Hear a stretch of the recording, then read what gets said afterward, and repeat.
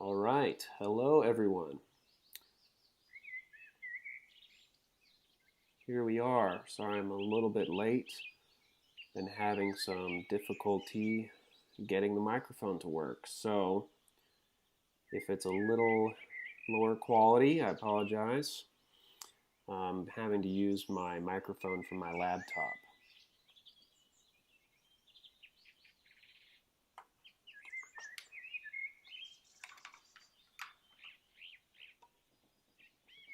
Okay, and happy Memorial Day to those of you who are in the U.S.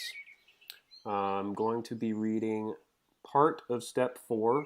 This one's about 20 pages long. The last 3 were about 10 pages long by themselves.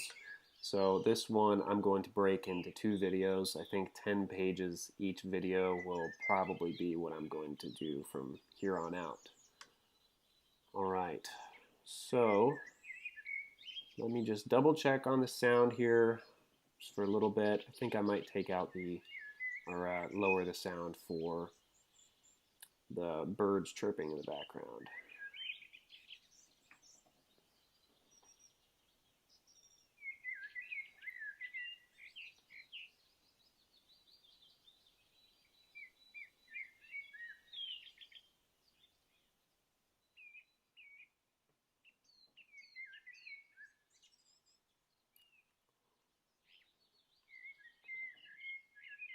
Okay, just a couple more things. Give me another couple minutes.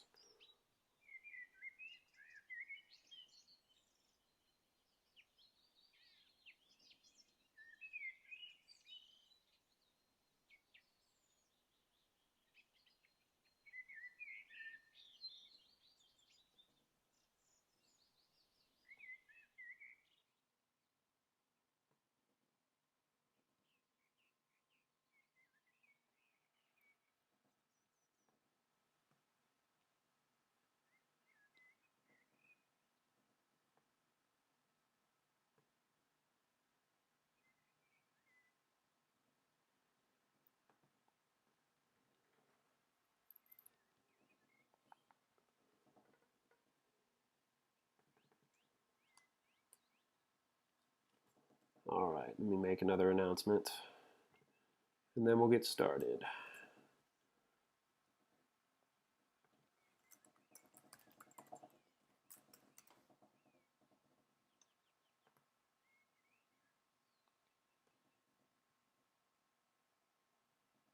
All right, here we go. Step 4, on blessed and ever memorable obedience. 1. Our treatise now appropriately touches upon warriors and athletes of Christ. As the flower precedes the fruit, so exiles, either of body or will, always precedes obedience. For with the help of these 2 virtues, the holy soul steadily ascends to heaven as upon golden wings. And perhaps it was about this that he who had received the Holy Spirit sang, "Who will give me wings like a dove? And I will fly by activity, and be at rest by contemplation and humility." But let us not fail, if you agree, to describe clearly in our treatise the weapons of these brave warriors, how they hold the shield of faith in God and their trainer, and with it they ward off, so to speak, every thought of unbelief and vacillation, how they constantly raise the drawn sword of the Spirit and slay every wish of their own that approaches them, how, clad in the iron armor of meekness and patience, they avert every insult and injury and missile. And for a helmet of salvation they have their superior's protection through prayer.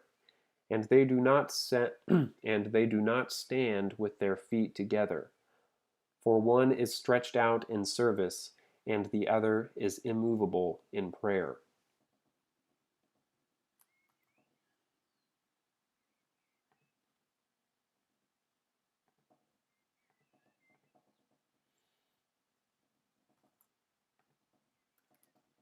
Hold on a second.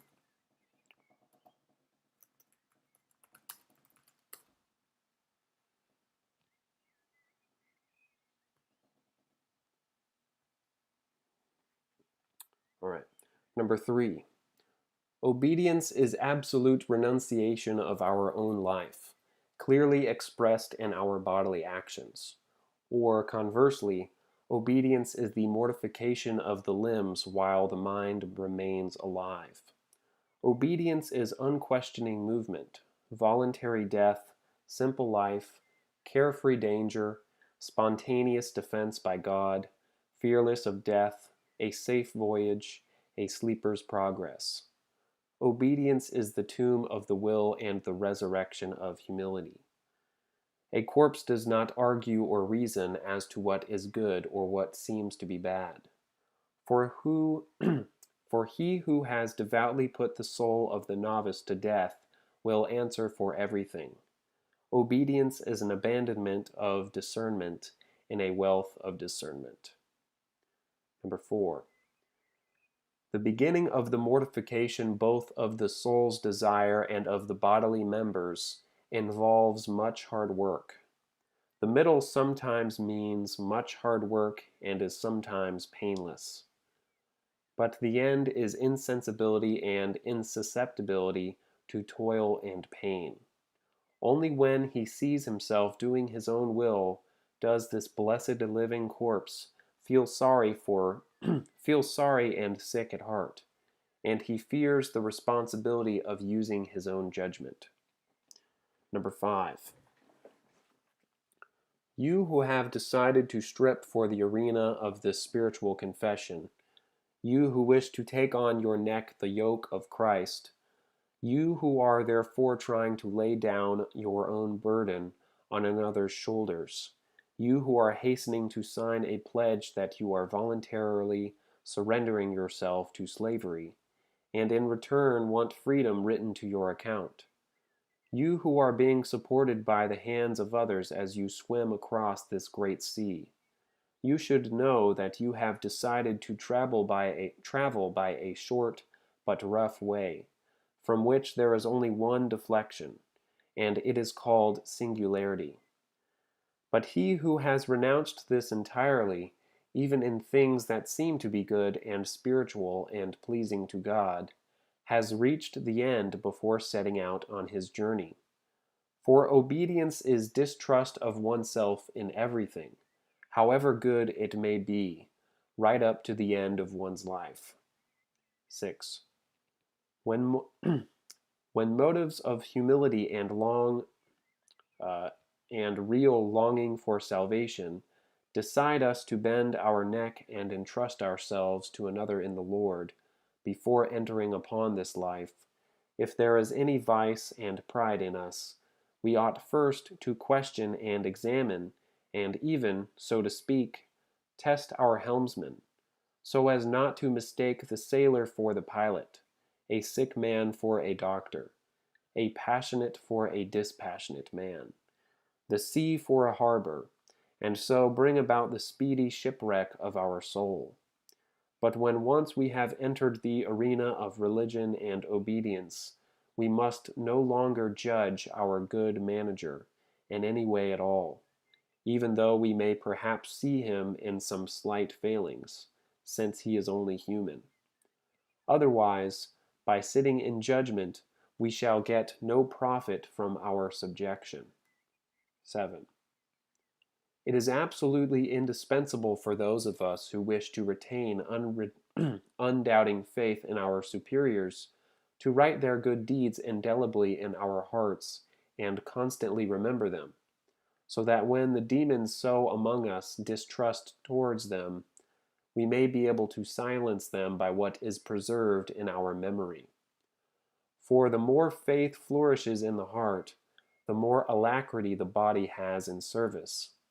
But he who has stumbled on distrust has already fallen, for all that does not spring from faith is sin. The moment any thought or judging or condemning your superior occurs to you, leap away from it as from fornication.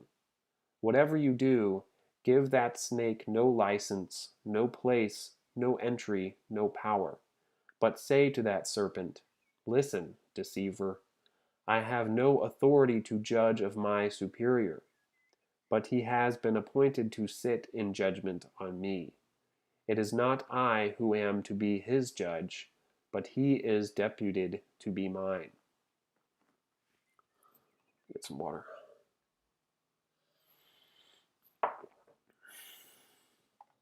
8. The fathers have laid down that psalmody as a weapon, and prayer is a wall, and honest tears are a bath. But blessed obedience in their judgment is confession of faith, without which no one subject to the passions. Without which no one subject to passions will see the Lord. 9. He who submits himself passes sentence on himself. If his obedience for the Lord's sake is perfect, even if it does not seem perfect, he will escape judgment. But if he does his own will in some things, then although he considers himself obedient, he lays the burden on his own shoulders. It is good if the superior does not give up reproving him, but if he is silent, then I do not know what to say. Those who submit themselves in the Lord in simplicity run the good race without provoking the bile of the demons against themselves by their inquisitiveness. 10. First of all, let us make our confession to our good judge, and to him alone. But if he orders, then to all. Wounds displayed in public will not grow worse, but will be healed. About a robber who repented. 11. Terrible indeed was the judgment of a good judge and shepherd, which I once saw in a monastery. For while I was there, it happened that a robber applied for admission to the monastic life, and that most excellent pastor and physician ordered him to take 7 days of complete rest, just to see the kind of life in the place. When the week had passed, the pastor called him and asked him privately, Would you like to live with us? And when he saw that he agreed to this with all sincerity, he then asked him what evil he had done in the world. And when he saw that he readily confessed everything, he tried him still further, and said, I want you to tell this in the presence of all the brethren. But he really did hate his sin, and, scorning all shame, without the least hesitation he promised to do it. And if you like, he said, I will tell it in the middle of the city of Alexandria. And so, the shepherd gathered all his sheep in the church, and to the number of 230, and during divine service, for it was Sunday. After reading of the gospel, he introduced this irreproachable convict. He was dragged by several of the brethren, who gave him moderate blows. His hands were tied behind his back. He was dressed in a hair shirt. His head was sprinkled with ashes. All were astonished at the sight. And immediately a woeful cry rang out, for no one knew what was happening. Then, when the robber appeared at the doors of the church, that holy superior who had such love for souls said to him in a loud voice, Stop, you are not worthy to enter here. Dumbfounded by the voice of the shepherd coming from the sanctuary, for he thought, as he afterwards assured us with oaths, that he had not heard a human voice, but thunder, he instantly fell on his face, trembling and shaking all over with fear. As he lay on the ground and moistened the floor with his tears, this wonderful physician, using all means for his salvation, and wishing to give to all an example of saving and effectual humility, again exhorted him, in the presence of all, to tell in detail what he had done. and with terror he confessed one after another all his sins, which revolted every ear, not only sins of the flesh, natural and unnatural, with rational beings and with animals, but even poisoning, murder, and many other kinds which it is indecent to hear or commit to writing. And when he had finished his confession, the shepherd at once allowed him to be given the habit and numbered among the brethren. 12. Amazed by the wisdom of that holy man, I asked him when we were alone, "Why did you make such an extraordinary show?" That true physician replied, "For two reasons. Firstly, in order to deliver the penitent himself from future shame by present shame."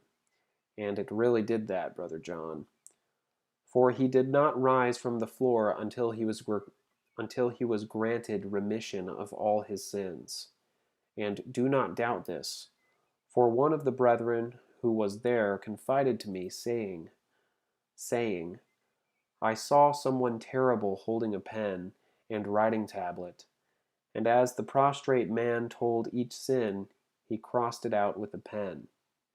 And this is likely, for it says, I said, I will confess against myself my sin to the Lord, and thou hast forgiven the wickedness of my heart. Secondly, because there are others in the brotherhood who have unconfessed sins, and I want to induce them to confess too. For without this no one will obtain forgiveness. 13. I saw much else too that was admirable and worth remembering with that ever memorable pastor and his flock. And a large part of it I shall try to bring to your knowledge also. For I stayed a considerable time with him, following their manner of life, and was greatly astonished to see how those earth dwellers were imitating the heavenly beings. 14. In this flock they were united by the indissoluble bond of love, and what was still more wonderful, it was free from all familiarity and idle talk. More than anything else, they tried not to wound a brother's conscience in any way. And if anyone ever showed hatred to another, the shepherd put him in the isolation monastery, like a convict. And once when one of the brethren spoke ill of his neighbor to the shepherd, the holy man at once ordered him to be driven out, saying, I cannot allow a visible as well as an invisible devil in the monastery. 15. I saw among these holy fathers things that were truly profitable and admirable. I saw a brotherhood gathered and united in the Lord, with a wonderful active and contemplative life. For they were so occupied with divine thoughts, and they exercised themselves so much in good deeds, that there was scarcely any need for the superior to remind them of anything, but of their own good will they aroused one another to divine vigilance. For they had certain holy and divine exercises that were defined, studied, and fixed. If in the absence of the superior one of them began to use abusive language or criticize people or simply talk idly, some other brother by a secret nod reminded him of this and quickly put a stop to it. But if by chance the brother did not notice, then one who reminded him would make a prostration and retire. And the incessant and ceaseless topic of their conversation, when it was necessary to say anything, was the remembrance of death and the thought of eternal judgment. All right. 16. I must not omit to tell you about the extraordinary achievement of the baker of that community, seeing that he had attained to constant to constant recollection and tears during his service, I asked him to tell me how he came to be granted such a grace. And when I pressed him, he said, "I have never thought that I was serving men but God, and having judged myself unworthy of all rest, by this visible fire I am unceasingly reminded of the future flame." 17. Let us hear about another surprising attainment of theirs. For not even in the refractory did they stop mental activity, but according to a certain custom, these blessed men reminded one another of interior prayer by secret signs and gestures. And they did this not only in the refractory, refectory. And they did this not only in the refectory, but at every encounter and gathering. 18. And if one of them committed a fault, he would receive many requests from the brothers to allow them to take the case to the shepherd and bear the responsibility and the punishment. That is why this great man, on learning that his disciples did this, inflicted lighter punishments, knowing that the one punished was innocent. And he did not even inquire who had actually fallen into the blunder. 19. Could any hint of idle talk and joking exist among them? If one of them began a dispute with his neighbor, then another, passing by, assumed the role of penitent, and so dissolved the anger. But if he noticed that the disputants were spiteful or revengeful, he would report the quarrel to the father occupying the second place after the superior, and prepare the ground for their mutual reconciliation before sundown. But if they continued obstinate, they would either be punished by being deprived of food until they were until they were reconciled, or else be expelled from the monastery. 20. And it is not in vain that this laudable rigor is brought to perfection among them, for it bears and shows abundant fruit. And among these holy fathers many become proficient both in active life and spiritual insight, both in discernment and humility. And there was to be seen among them an awful and angelic sight, venerable and white-haired elders of holy beauty, running about in obedience like children, and taking a great delight in their humiliation.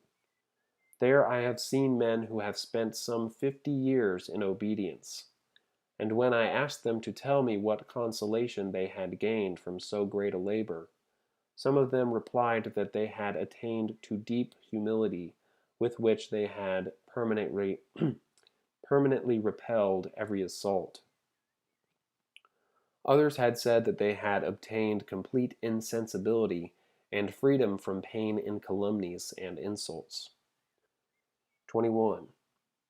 I have seen others of those ever memorable fathers, with their angelic white hair, attain to the deepest innocence, and to wise simplicity, spontaneous and God-guided, just as an evil man is somewhat double, one thing outwardly and another inwardly. So a simple person is not something double, but something of a unity. Among them there are none who are fatuous and foolish, like old men in the world who are commonly called in their dotage. On the contrary, outwardly they are utterly gentle and kindly, radiant and sincere, and they have nothing hypocritical, affected, or false about them, either in speech or character, a thing not found in many. And inwardly, in their soul, like innocent babes, they make God himself and their superior their very breath, and the eye of their mind keeps a bold and strict watch for demons and passions.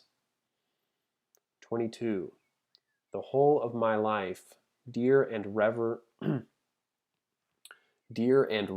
Father and God-loving community, would be insufficient to describe the heavenly life and virtue of those blessed monks. But yet it is better to adorn our treatise and rouse you to zeal in the love of God by their most laborious struggles than by my own paltry counsels. For beyond all dispute, the inferior is adorned by the superior. Only this I ask, that you should not imagine that we are inventing what we write, for such a suspicion would detract from its value. But let us continue again what we were saying before.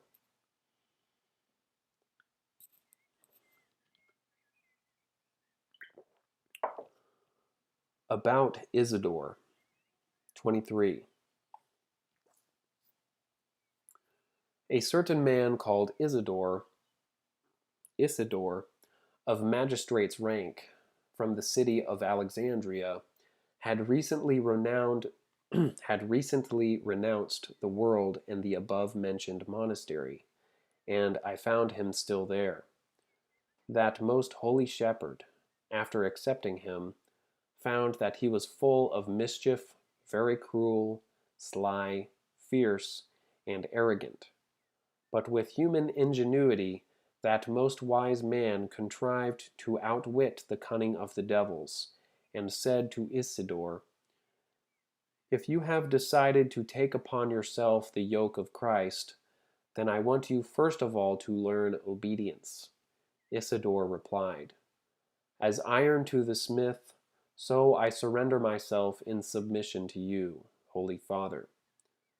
The Great Father, making use of this comparison, at once gave exercise to the iron Isidore, and said, "I want you, brother by nature, to stand at the gate of the monastery, and to make a prostration to everyone coming in or going out, and to say, 'Pray for me, Father, I am an epileptic.'" And he obeyed as an angel obeys the Lord. When he had spent 7 years there, he attained to deep humility and compunction. Then the glorious Father, after the lawful 7 years and the man's incomparable patience, judged him fully worthy to be numbered among the brethren, and wanted to profess him and have him ordained. But Isidore, through others and through my feeble intervention, implored the shepherd many times to let him finish his course as he was living before, vaguely hinting that his end and call were drawing near. And that was actually the case. For when his director had allowed him to remain as he was, 10 days later in his lowliness he passed gloriously to the Lord. And on the 7th day after his own falling asleep, the porter of the monastery was also taken. For the blessed man had said to him, "If I have found favor in the sight of the Lord, in a short time you also will be inseparably joined to me there." And that is what happened, in witness of his unashamed obedience and divine humility. 24. When he was still living, I asked this great Isidore what occupation his mind had found during his time at the gate, and the famous ascetic did not hide this from me, wishing to help me. "In the beginning," he said, "I judged that I had been sold into slavery for my sins, and so it was with bitterness, with a great effort, and as it were with blood, that I made the prostration. But after a year had passed, my heart no longer felt sorrow, and I expected a reward for my obedience from God himself. But when another year had gone by, I began to be deeply conscious of my unworthiness even to live in the monastery, and see and meet the fathers, and partake of the divine mysteries. And I did not dare to look anyone in the face, but bending low with my eyes, and still lower with my thought. I sincerely asked for the prayers of those coming in and going out. About Lawrence. 25. Once as we were sitting together in the refectory, this great superior put his holy mouth to my ear and said, "Do you want me to show you divine prudence in extreme old age?" And when I begged him to do so, the righteous man called from the second table one named Lawrence, who had been about 48 years in the community and was second priest in the monastery. He came and made a prostration to the abbot and took his blessing. But when he stood up, the abbot said nothing whatever to him, but left him standing by the table without eating. Breakfast had only just begun, and so he was standing for a good hour, or even 2. I was ashamed to look this toiler in the face, for his hair was quite white and he was 80 years old. But when we got up, the saint sent him to the great Isidore, whom we mentioned above, to recite him the beginning of the 39th Psalm. 26.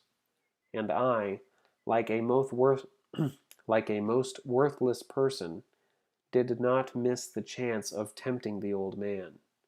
And when I asked him what he was thinking of when he was standing by the table, he said, "I thought of the shepherd as the image of Christ, and I considered that I had not received the command from him at all, but from God. And so I stood praying, Father John, not as before a table of men, but as before the altar of God. And because of my faith and love for the shepherd, no evil thought of him entered my mind, for love does not resent an injury. But know this, Father, that if anyone surrenders himself to simplicity and voluntary innocence, then he no longer gives the devil either the time or place to attack him." About a bursar. 27. God sent that just Savior of spiritual sheep under God, another exactly like himself, to be the bursar of the monastery. For he was chaste and temperate as no one else, and meek as very few. Once the great elder, for the edification of the others, pretended to get angry with him in church, and ordered him to be sent out before the time. Knowing that he was innocent of what the pastor accused him, when we were alone I began to plead the cause of the bursar before the great man. But the wise director said, "And I too know, Father, that he is not guilty. But just as it would be a pity and wrong to snatch bread from the mouth of a starving child, so too the director of souls does harm both to himself and to the ascetic, if he does not give him frequent opportunities to obtain crowns such as the superior considers he merits at every hour by bearing insults, dishonor, contempt, or mockery. For 3 very serious wrongs are done. First, the director himself is deprived of the rewards which he would receive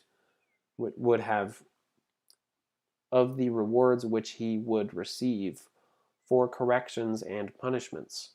Secondly, the director acts unjustly when by virtue of that one person he could have brought profit to others, but does not do so.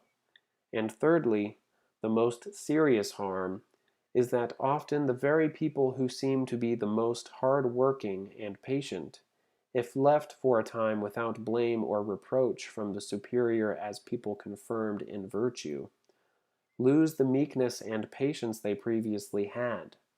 For even land that is good and fruitful and fertile, if left without the water of dishonor, can revert to forest and produce the thorns of vanity, cowardice, and audacity. Knowing this, that great apostle sent word to Timothy, "Keep at it, reprove, rebuke them in season and out of season." 28. I disputed the matter with that true director, and reminded him of the infirmity of our race, and that the undeserved, or perhaps not undeserved, punishment may make many may make many break away from the flock. Again that temple of wisdom said, "A soul attached to the shepherd with love and faith for Christ's sake will not leave him even if it were at the price of his blood, and especially if he has received through him the healing of his wounds. For he remembers him who says, 'Neither angels, nor principalities, nor powers, nor any other creature can separate us from the love of Christ.' But if the soul is not attached, bound, and devoted to the shepherd in this way, then I wonder if such a man is not living in this place in vain, for he is united to the shepherd by a hypocritical and false obedience. And truly this man is not deceived, but he but he has been directed, led to perfection, and offered to Christ unblemished sacrifices." About Abacrius. Let us hear and wonder at the wisdom of God found in earthen vessels. When I was in the same monastery, I was amazed at the faith and patience of the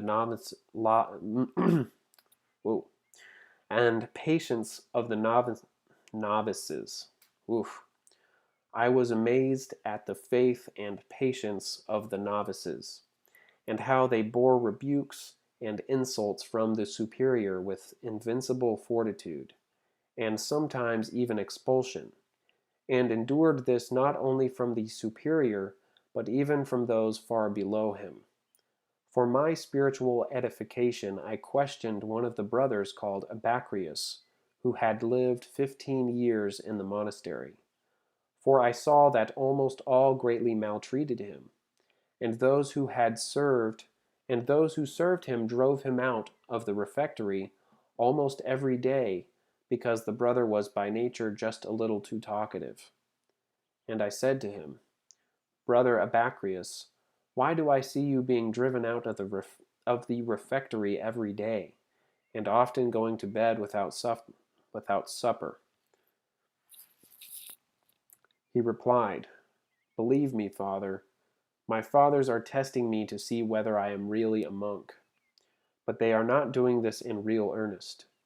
And knowing the great man's aim and theirs, I bear all this without getting depressed, and I have done so now for 15 years.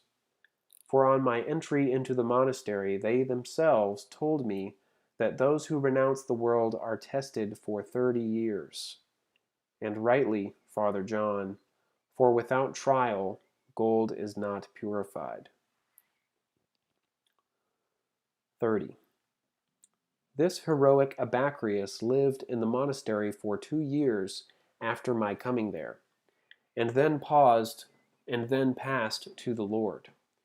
Just before his death he said to the fathers, "I am thankful to the Lord and to you. For having been tempted by you for my salvation, I have lived for 17 years without temptations from devils." The just shepherd duly rewarded him and ordered him, as a confessor, to be buried with the local saints. 31. About Macedonius the archdeacon. I should be quite unjust to all enthusiasts for perfection if I were to bury in the tomb of silence the achievement and reward of Macedonius, the first of the deacons there.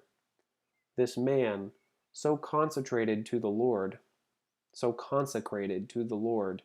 just before the feast of the Holy Theophany, actually 2 days before it, once asked the pastor for permission to go to Alexandria for a certain personal need of his, promising to return from the city as soon as possible for the approaching festival and the preparation for it. But the devil, the hater of good, hindered the archdeacon, and though released by the abbot, he did not return to the monastery for the holy feast at the time appointed by the superior. On his arriving, on his returning a day late, the pastor deposed him from the deaconate and put him in the rank of the lowest novices. But that good deacon of patience and archdeacon of endurance accepted the father's decision as calmly as if another had been punished and not himself. And when he had spent 40 days in that state, the wise pastor raised him again to his own rank. But scarcely a day had passed before the archdeacon begged the pastor to leave him in that former discipline and dishonor, saying, I committed an unforgivable sin in the city. But knowing that Macedonius was telling him an untruth, and that he sought punishment only for the sake of humility, that the saint yielded to the good wish of the ascetic. Then what a sight there was! An honored elder with white hair spending his days as a novice, and sincerely begging everyone to pray for him. For, said he, I fell into the fornication of disobedience. But this great Macedonius in secret told me, lowly though I am, why he voluntarily pursued such a humiliating course of life. Never, he assured me, have I felt in myself such relief from every conflict and such sweetness of divine light as of now. It is the property of angels, he continued, not to fall, and even, as some say, it is quite impossible for them to fall. It is the property of men to fall, and to rise again as often as this may happen.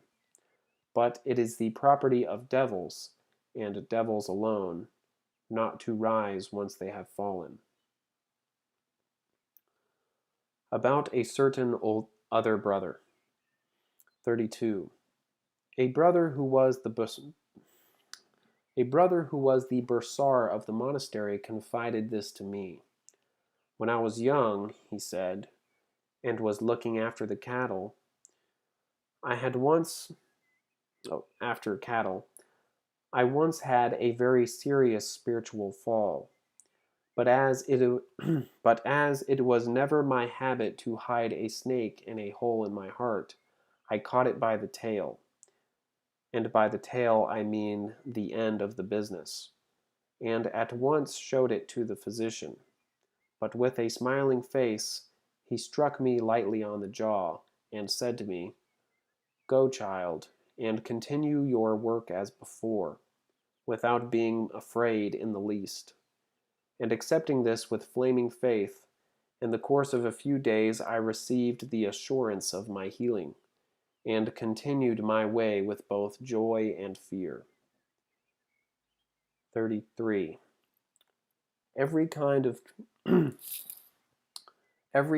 creature, as some say, has its differences which distinguish it from others. So too, in the company of the brothers, there were differences both in success and in disposition. When their physician noticed that some liked to display themselves before people of the world who were visiting the monastery, then in the presence of such visitors he subjected them to extreme insults and gave them the most humiliating task, so that they began to beat a hasty retreat.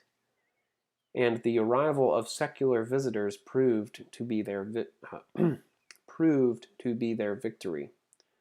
Then an extraordinary spectacle presented itself: vanity chasing herself away and escaping from people. About Saint Minos.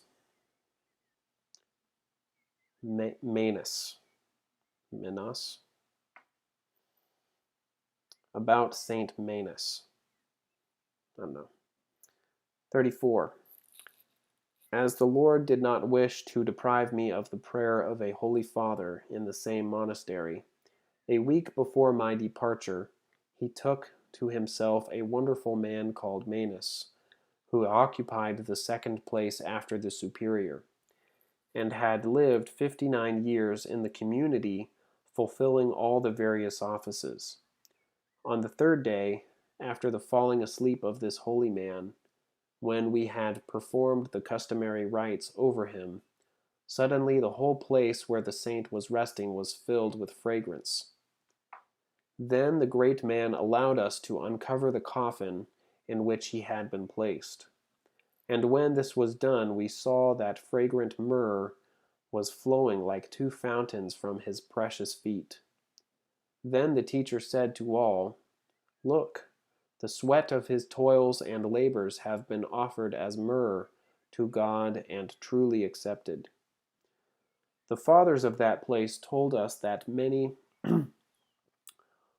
of many triumphs of this most saintly Minos, and amongst others the following.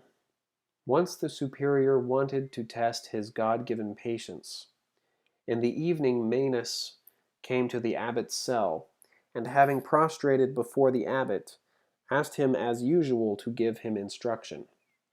But the abbot left him lying on the ground till the hour of the office, and only then blessed him, and having rebuked him for being fond of self-display and for being impatient, he ordered him to get up.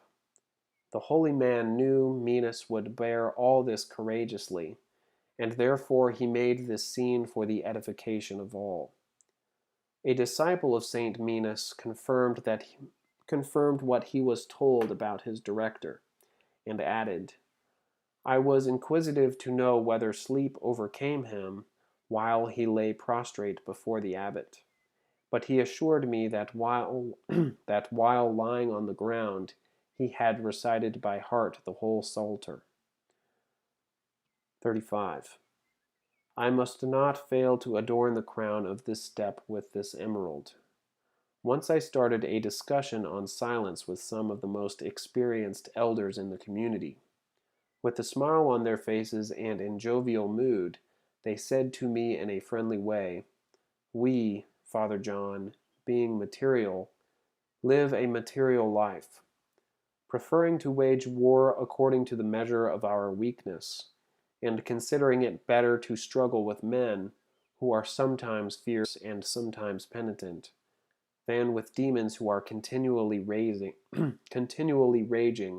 and up in arms against us." 36. One of those ever memorable fathers who had great love for me according to God, and was very outspoken, once said to me kindly, "If, wise man, you have within you the power of him who said, 'I can do all things in Christ who strengthens me,' if the Holy Spirit has descended upon you with the dew of purity, as upon the Holy Virgin, if the power of the Highest has overshadowed you with patience, then like the man, Christ our God, gird your loins with the towel of obedience, and having risen from the supper of silence, wash the feet of the brethren in a spirit of contrition, or rather, roll yourself under the feet of the community in spiritual self-abasement. At the gate of your heart, place strict and unsleeping guards. Control your wandering mind in your distracted body. Amidst the actions and movements of your limbs, practice mental quiet, Hezekiah. And, most paradoxical of all, in the midst of commotion, be unmoved in soul. Curb your tongue which rages to leap into arguments. 70 times 7 in the day wrestle with this tyrant. Fix your mind to your soul as to the wood of a cross, to be stuck like an anvil with blow upon blow of the hammers, to be mocked, abused, ridiculed, and wronged, without being in the least crushed or broken, but continuing to be quite calm and immovable. Shed your own will as a garment of shame, and thus stripped of it, enter the practice ground. Array yourself in the rarely acquired breastplate of faith, not crushed or wounded by distrust towards your spiritual trainer. Check with the rein of temperance the sense of touch that leaps forward shamelessly. Bridle your eyes, which are ready to waste hour after hour looking at physical grandeur and beauty, by meditation on death. Gag your mind, overbusy with its private concerns, and thoughtlessly prone to criticize and condemn your brother, by the practical means of showing your neighbor all love and sympathy. By this, by this will all men truly know, dearest Father, that we are disciples of Christ, while living together. While living together, we have love for one another. I need a little more water.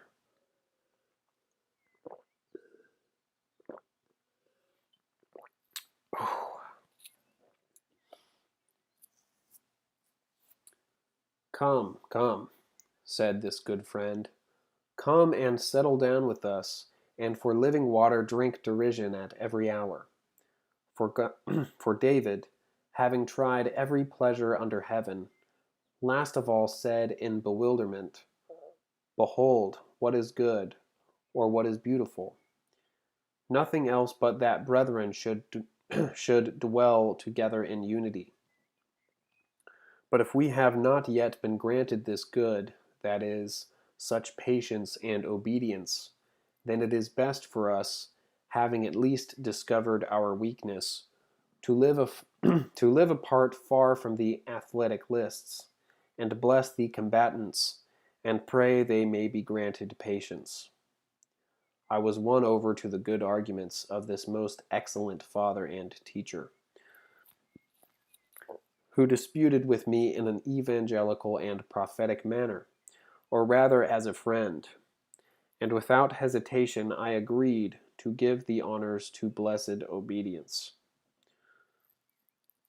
37. And now, when I have noted yet another profitable virtue of these blessed fathers, which comes as it were from paradise, I shall then come back to my own unlovely and worthless bunch of thistles. The pastor noticed that some repeatedly carried on conversation when we were standing in prayer. Such people he stood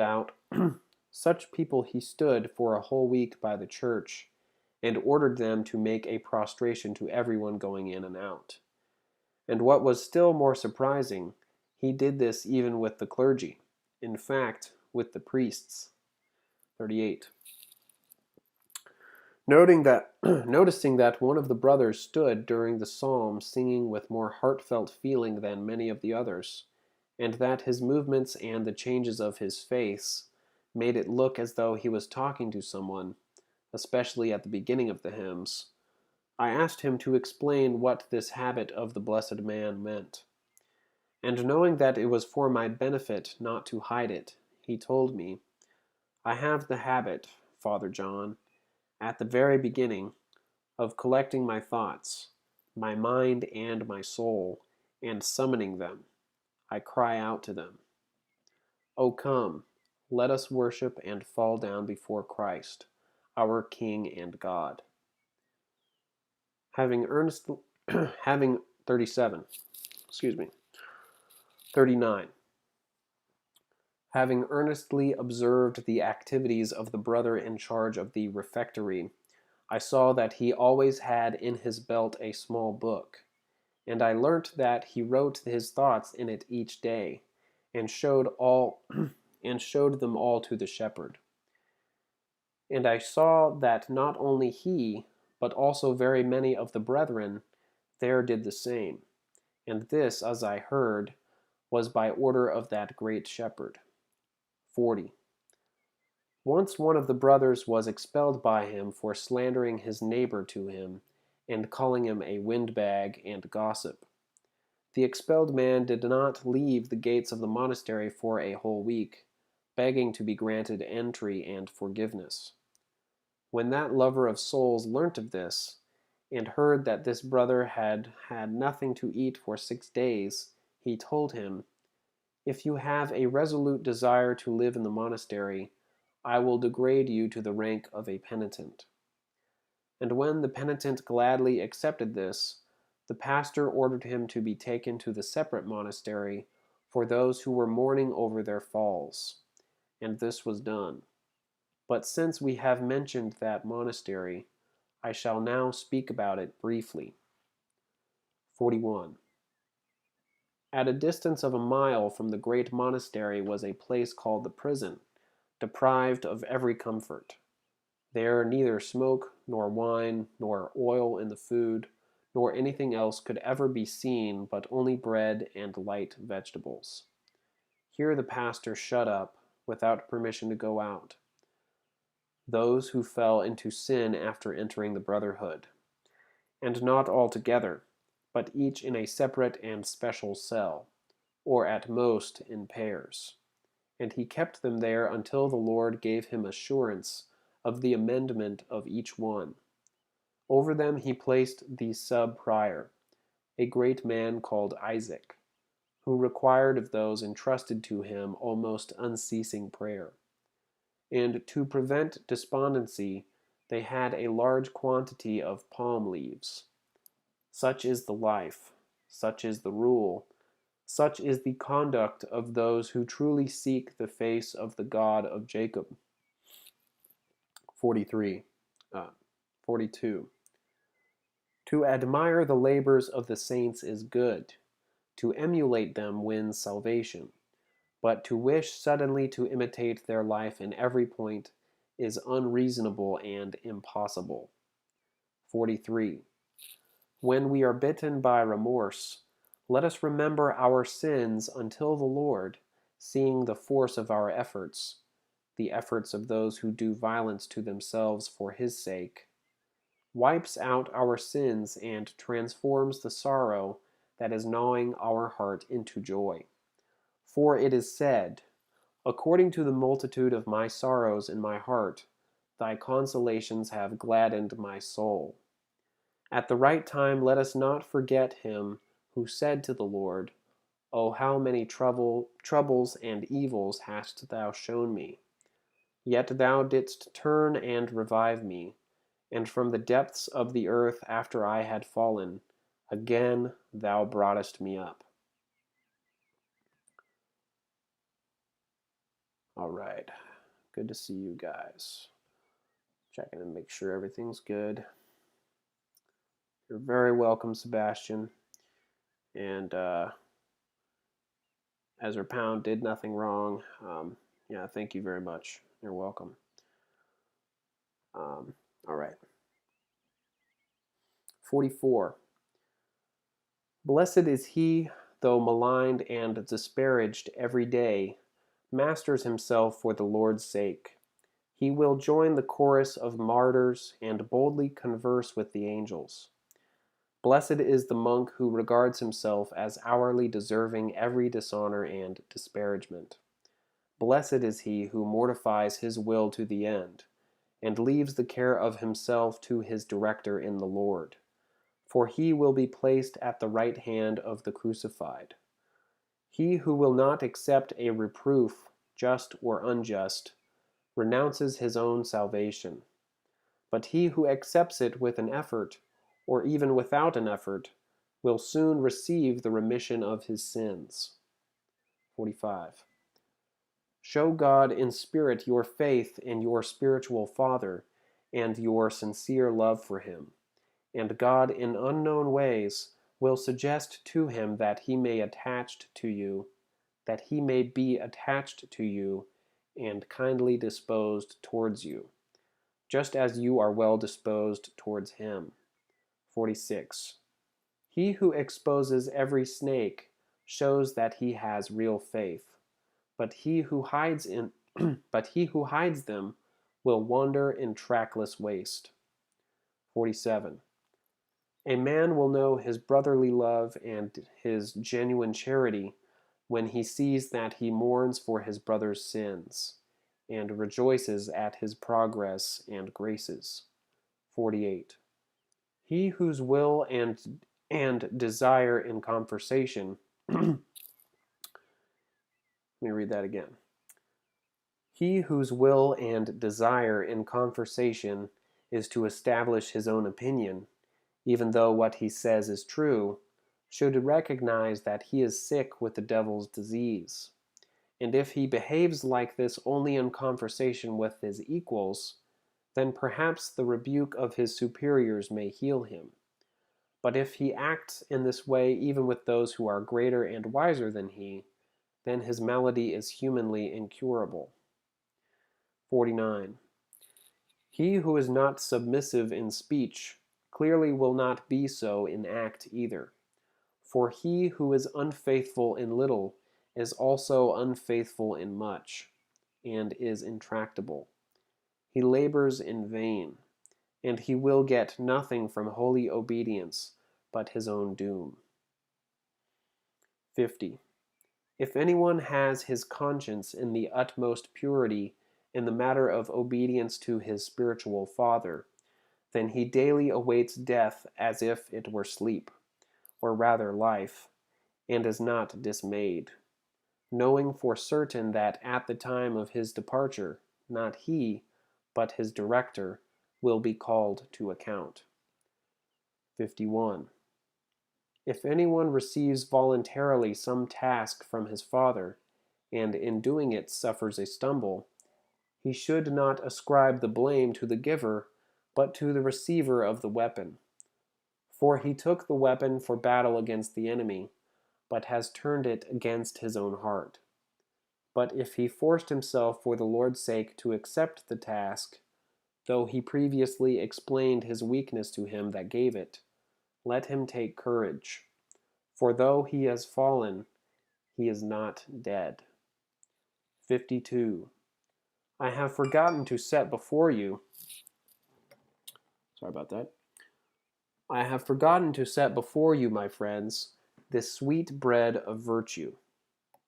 I saw there men obedient in the Lord who subjected themselves to insults and dishonor for God's sake, so that, having prepared themselves in this way, they might get used to not quailing before insults coming from others.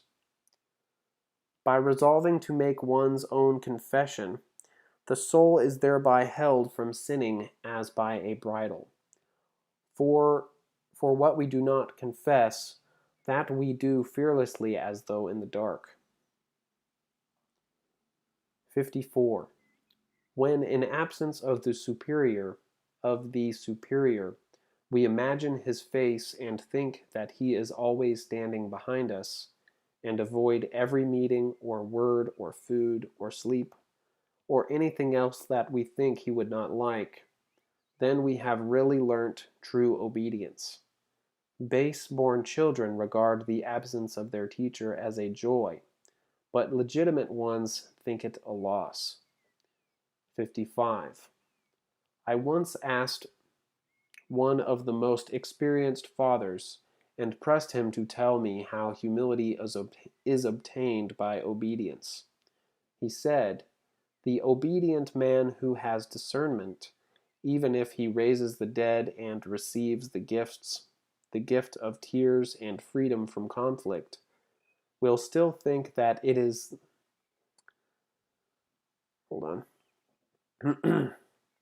will still think that it is the prayer of his spiritual father that has done it, and he remains foreign and alien to vain presumption. For how could he possibly pride himself on what is done, and he himself admits, by the help of his father, and not by his own effort?" 56. By the practice of the above virtues is unknown to the solitary, for his rigors have brought him conceit, and suggest to him that his achievements are due to his own effort. 57. He who lives in obedience has eluded two snares, and remains in future an obedient servant of Christ. All right. Now we are on page 21. The next part is on those two snares. Whew. All right. Thank you all for coming over, commenting in the chat. Thank you everyone for listening. Yeah, I hope you all have a great rest of your Monday afternoon. Hope it's been restful for y'all, those that are commemorating Memorial Day. And yeah, have a wonderful night. Thank you. And God bless.